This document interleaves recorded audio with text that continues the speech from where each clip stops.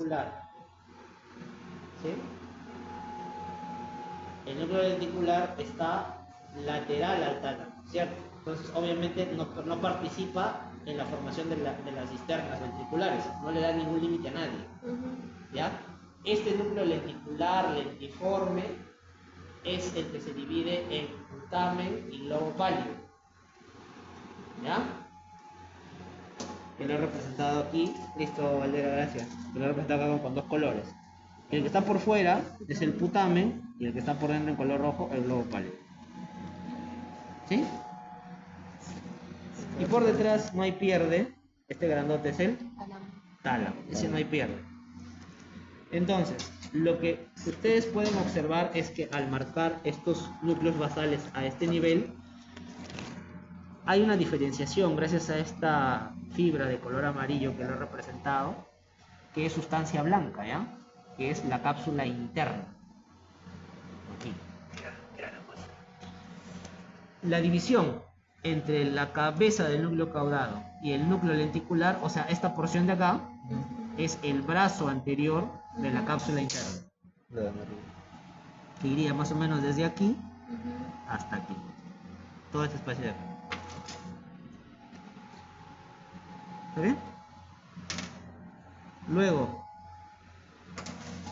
acá forma un vértice, aquí, un ángulo. Esa es la rodilla de la cápsula interna.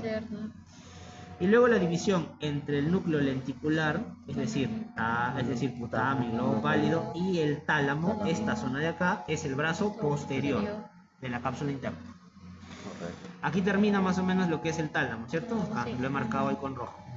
Pero la cápsula interna se prolonga un poco más hacia atrás, quedándose detrás del núcleo lentiforme o lenticular. Entonces se llamará porción retrolenticular, porque está por detrás del núcleo lenticular. ¿Ya? Todo eso es la cápsula interna. Entonces, cuando yo te pregunte, brazo completo, brazo anterior, rodilla de la cápsula interna, brazo posterior o porción retrolenticular. ¿Sí? El brazo posterior, ustedes van a ver en la teoría, o van a leerlo, sabe Dios qué cosa harán, pero en el brazo posterior es donde pasa la mayor cantidad de fibras ascendentes y descendentes para lo que es el control del movimiento contralateral, sensitivo y motor. La mitad del brazo posterior, la mitad anterior del brazo posterior, o sea, de aquí hasta acá más o menos, es la parte motora. Y esta parte de acá es la parte sensitiva. ¿Ya? Y se ordena más o menos así. A todos los grupos les he explicado lo mismo. A ustedes también les voy a explicar, obviamente. Pero no les voy a preguntar eso en el examen. Pero para que lo sepan. Siempre es bueno. Entonces, la mitad de ese brazo, o sea, aquí, de aquí, sí me entienden, ¿no? De aquí hasta aquí. Es la parte de regulación motora. En este orden. Miren. Cara. Colega. La carita, tronco y miembro superior y miembro inferior, o zona crural también sería. Cara, tronco. ¿Ya? La parte motora. Y hacia atrás la parte sensitiva, en el mismo orden. Cara, tronco y miembro superior y miembro inferior. Doctor, ¿eso para qué me sirve? Aparte de hacer la acupuntura al cerebro. Sirve porque en algún momento ustedes como estudiantes de medicina se van a encontrar con algunos pacientes en la emergencia que desarrollan los famosos TIAs, que son los accidentes cerebrovasculares isquémicos transitorios.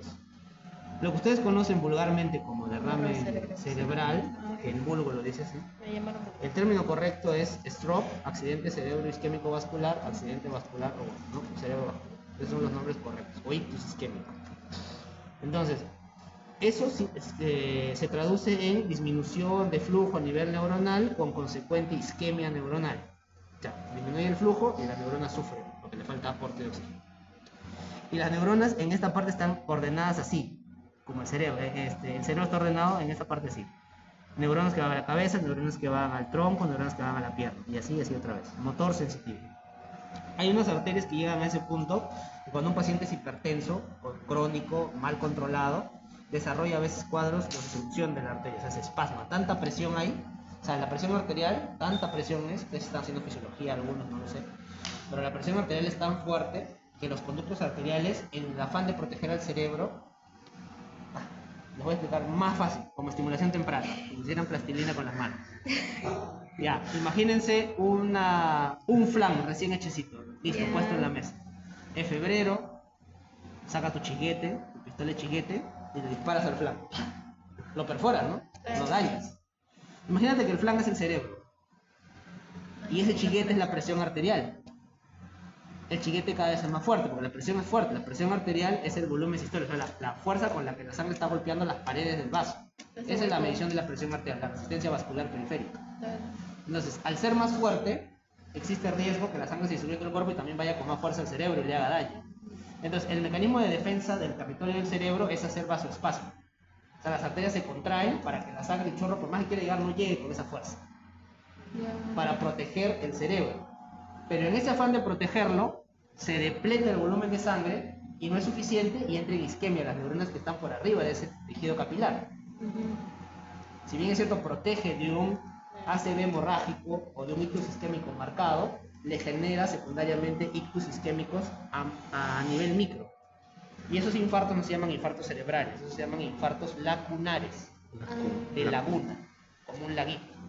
Los infartos lacunares es la fisiopatología del accidente isquémico transitorio, lo que ustedes en jerga médica van a conocer en las guardias como los famosos TIAs, que son los acrónimos de accidente isquémico transitorio, es al revés, se llaman TIAs. ¿Ya? Cuando hay muchos TIAs consecutivos, el daño a nivel lacunar es severo y ya empieza a haber alteración evidente en el paciente. Los infartos lacunares normalmente no dan secuelas, pero si tú empiezas a escarbar en el antecedentes o en la entrevista con el paciente, te vas a dar cuenta que el paciente ya está refiriendo olvidos, tiene alteración de la sensibilidad, pero muy discreta, tiene debilidad de algunas zonas del cuerpo, de repente una mano, la mitad de la pierna, algunos detalles finos. Y cuando esta enfermedad ya es avanzada, avanza y ya tiene un componente marcado, ya se puede ver recién en la tomografía, o el paciente va a venir ya secuelado. Siempre todo paciente que hace un ACV isquémico previamente hecho un TIA. Y los TIA son de gente mayor. Ustedes que son chiquillos, si tienen eventos de adormecimiento de las manos, las piernas, debilidad o visión borrosa, eso es somatización de un estado de ansiedad, es diferente. Los pacientes que tienen componente psicológico desarrollan, somatizan. Y no significa que estén mal o estén inventando, porque el cerebro sí genera esa reacción de dolor o esa reacción de alteración de sensibilidad. Pero en ustedes yo no puedo pensar que tienen un cuadro de infarto lacunar, yo pensaría más en una somatización. Doctor, sí, de vez en cuando veo así como que transparente. Claro, eso es parte de la somatización. Y después se produce migraña. Eso no tiene que ver. ¿No? No, eso es migraña.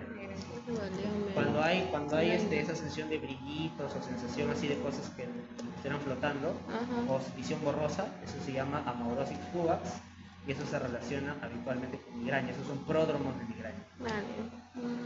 Hay una migraña que se llama migraña racemosa, que es cuando duele toda una zona normal de la cara.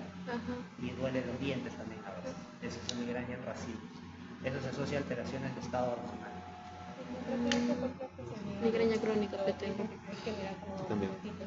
Claro, porque eso es prescriptivo de una epilepsia.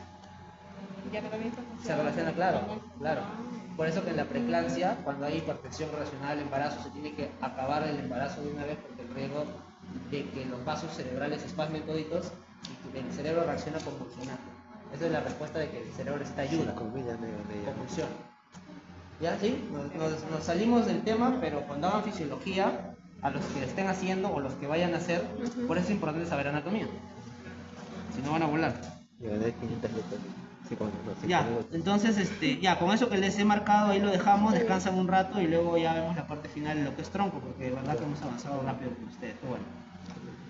5 minutos rápido. ¿Sí?